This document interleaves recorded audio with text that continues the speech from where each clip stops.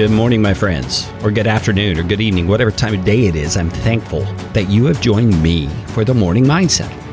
This really is an honor that I get to walk us through the scriptures day by day as we seek to line our minds up with the truth of God. Is that what you're here for? That's what I'm here for. Let's get with it.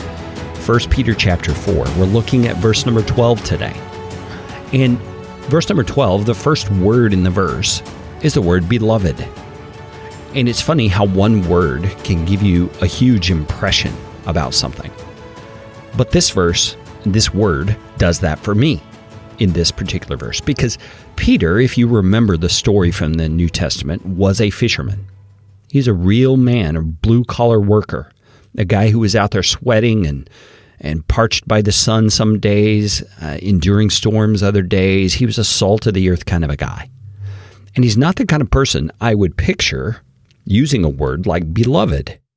And yet, here in verse 12, he starts out this sentence, beloved, do not be surprised at the fiery trial when it comes upon you to test you. You see, Peter has this soft, compassionate, connecting bent to him. And that may be a change that came about as he came to know Jesus Christ. That's a little bit of assumption there because I don't know Peter before and after Christ. But I just love that he uses this word, beloved, because it shows that he had a tender spot in his heart for other believers. And I wonder if you do. I wonder if I do enough. When my wife and I travel, we meet people quite often, obviously, and there are times that we meet others and it comes up in the conversation that they are a believer in Christ.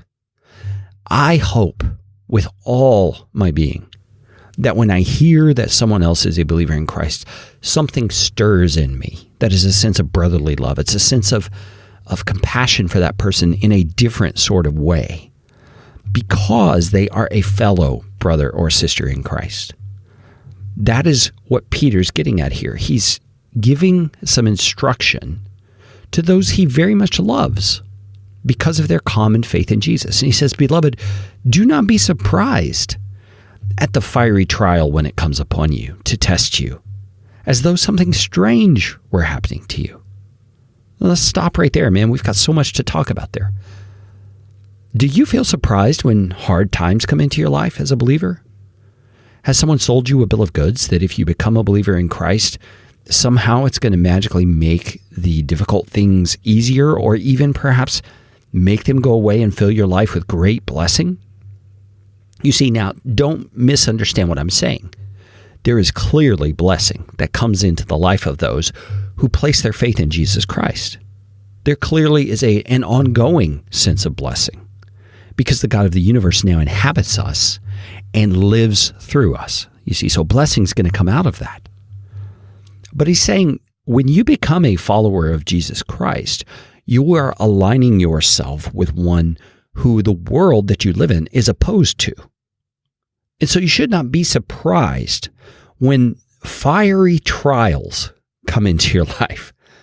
They're there to test you. Now, take the imagery that he's using there. He uses the word fiery trial on purpose because this idea of testing is not like a test in school to see if you know all your math problems.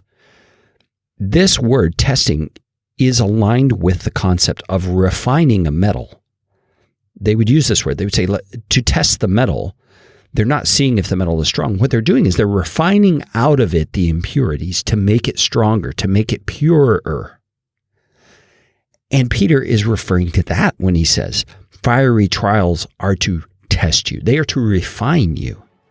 They are meant to make you stronger in your faith. They are meant to purify you in your holiness and in the perspective that you have as you go through life. And he's saying when these things happen, don't think something strange is happening to you or that something's wrong. That's actually a sign that you're on the right track.